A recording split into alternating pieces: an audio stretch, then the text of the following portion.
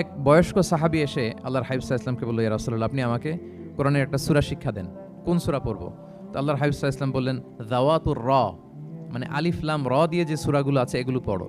তো এই সাহাবী বলল, ইয়া রাসূলুল্লাহ, আমার বয়স বেশি, আমার জিহ্বা ভারী হয়ে গেছে, আমি এত বড় সূরা পারবো না, অন্য কিছু বলেন। তো আল্লাহর হাবিব সাল্লাল্লাহু আলাইহি ওয়াসাল্লাম বললেন, তাহলে যাওয়াতু হামিম, হামিম দিয়ে যে সূরাগুলো শুরু হয়েছে কোরআনে সেগুলো পড়ো। বলতেছে, ইয়া রাসূলুল্লাহ, এটাও পারবো না, আরো সহজ করে দেন। তো তখন আল্লাহর হাবিব সাল্লাল্লাহু আলাইহি ওয়াসাল্লাম বললেন, তাহলে আল মুসাব্বিহাত, মানে সাব্বাহা ইউসাব্বিহু দিয়ে যেই সূরাগুলো শুরু হয়েছে তুমি এগুলো পড়ো।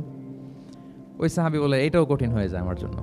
তখন আল্লাহর হাবিব সাল্লাল্লাহু আলাইহি ওয়াসাল্লাম বললেন যে, তাহলে কি চাও? বলতেছে, আমাকে একটা জামে মানে সূরা শিক্ষা দেন, মানে এমন একটা কম্প্রিহেন্সিভ সূরা শিক্ষা দেন যে এটা শিখলে আমার হেদায়েতের জন্য যথেষ্ট হয়ে যাবে। তখন আল্লাহর হাবিব সাল্লাল্লাহু আলাইহি ওয়াসাল্লাম বললেন, তাহলে তুমি পড়ো, ইযা যুলজিলাতিল আরদু জিলজালাহা ওয়া আখরাজাতিল আরদু আথকালাহা ওয়া ক্বালাল ইনসানু মা লাহা। তুমি সূরাতুল জিলজাল তেলাওয়াত করো।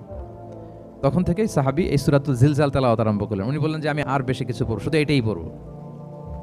সাহাবাদের মধ্যে অনেকের এরকম খুব সহজ সরল মানসিকতা ছিল। তো উনি বললেন যে, এটাই পড়ব। তো রাসূল সাল্লাল্লাহু আলাইহি ওয়াসাল্লাম বললেন যে, কোনো সফল ব্যক্তিকে যদি কেউ দেখতে চায় তাহলে এর দিকে তাকাও, দেখো কত সহজ সরল, কত চমৎকারভাবে সে এই বার্তাটা গ্রহণ করেছে যে, আমি জীবনে শুধু এটাই পড়ব।